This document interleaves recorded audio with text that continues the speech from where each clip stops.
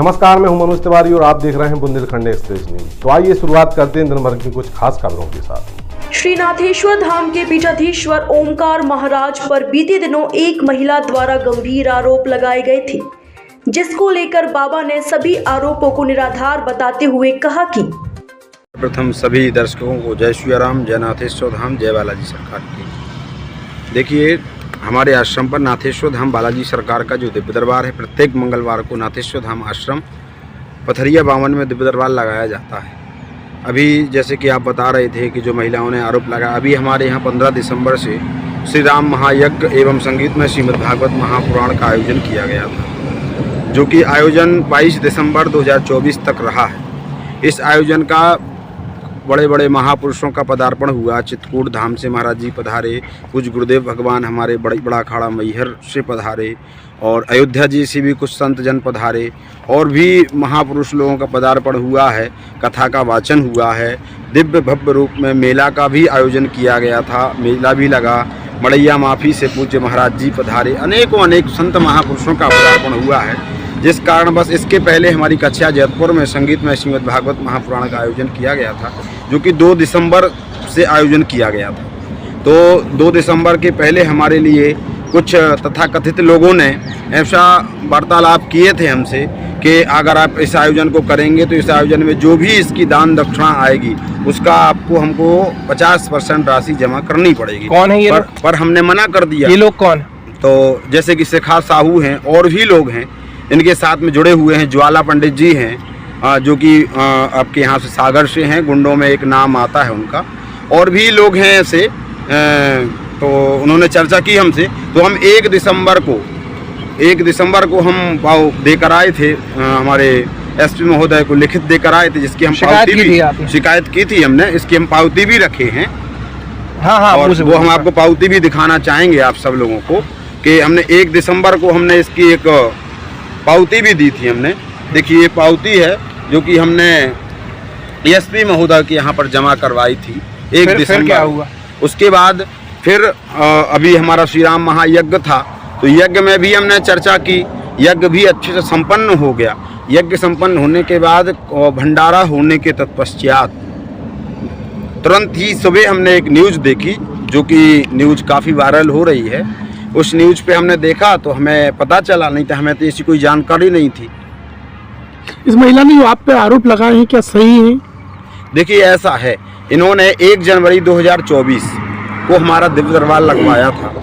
हमारे यहाँ प्रत्येक वर्ष वार्षिक उत्सव मनाया जाता है, प्रत्येक वर्ष ही वार्षिक उत्सव मनाया जाता है। तो पिछले वर्ष हमारा वार्षिक उत्सव 13 दिसंबर से स्टार्ट हुआ था, जिसमें यही महिला और इनके पति राहुल साहू और श्रीमती शिखा साहू, इन दोनों लोग यजमान बने थे। इसमें यजमान बने थे, यहाँ पे कुंड लिया था, हमारे आश्रम पे रहकर रुके थे, उत्सव में संयोग किया था, यजमान हैं हमारे और आश्रम से जुड़े हुए लोग हैं।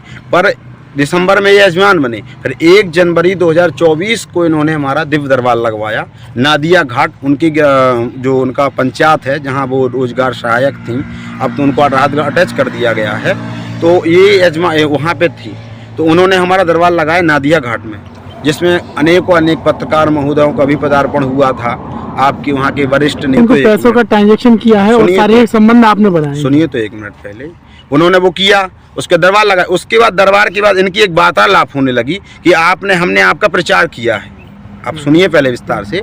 हमने आपका प्रचार करवाया, तो जो भी आज के बाद आप पैसा कमाएंगे वो आधा हमें देंगे। ये किसने कहा आपसे? उन्हीं ने, शिखा साहू ने। जो आप कमाएंगे वो आधा हमें देंगे आप। तो हमने जो है तो उसका शांति से हम रहे। हमने कहा घर के लोग हैं, घर के लोग यजमान हैं, जुड़े हुए हैं भाई, तो घर के जैसे हो जाती है। यजमानों का, गुरु का और शिष्य का एक पुत्र और पिता की उनका कहना है कि उनके पास वीडियो और कॉल रिकॉर्डिंग भी है आपकी। सुनिए, तो पिता और गुरु का भाव बन जाता है, तो हम उनको घर का मानते रहे।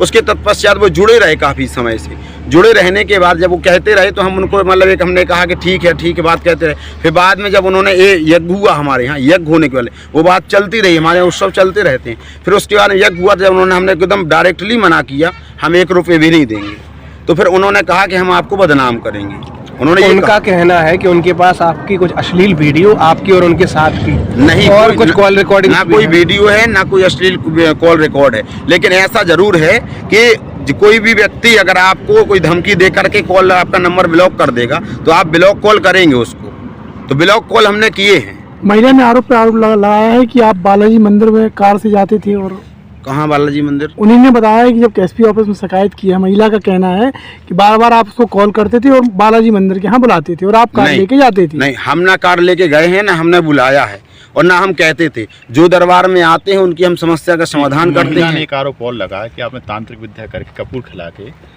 उसको बेहोश की स्थिति में फिर शारीरिक संबंध बनाया। नहीं, हमने नहीं कोई किसी को कपूर खिलाया है। ये जरूर है जब उतारा करते हैं, कोई प्रेत बाधा से ग्रसित होता है, उसके उतारा के हेतु कहीं और दूसरे के ऊपर पैर ना पड़ जाए। अगर नीचे कपूर फेंकेंगे तो पैर पड़ जाता है, किसी और के ऊपर कुछ दिक्कत परेशानी ना बन जाए तो उसको हम ग्रहण कर लेते हैं। बट हमने उनके साथ ऐसा कुछ भी नहीं किया, एक भी कोई वीडियो फोटो नहीं है।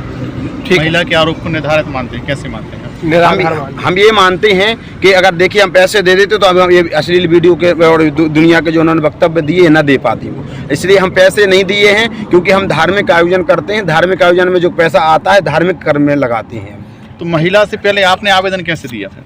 हमने ऐसे आवेदन दिए, जब उन्होंने हमें भागवत कथा हुई तो उन्होंने हमें धमकी दी तो हमने आवेदन दे दिया था कि इस कार्यक्रम, रेट भी लिखी है उसमें कि इस कार्यक्रम से हमको कोई परेशानी ना हो, आगामी जो कार्यक्रम होंगे उसमें हमको कोई दिक्कत या कोई परेशानी ना हो, इसलिए हम उनको लिखित दे आए थे। उसके बाद फिर हमने ये आयोजन रखा, इसमें भी कोई दिक्कत उन्होंने परेशानी क्योंकि हम लिखित दे चुके थे, इसलिए उन्होंने नहीं दिया। जैसे ही यज्ञ पूर्ण हुआ तो उन्होंने तुरंत दिक्कत खड़ी कर। फिलहाल के लिए इतना ही। बुंदेलखंड की ताज़ा तरीन तमाम खबरें देखने के लिए बने रहिए बुंदेलखंड एक्सप्रेस न्यूज के साथ।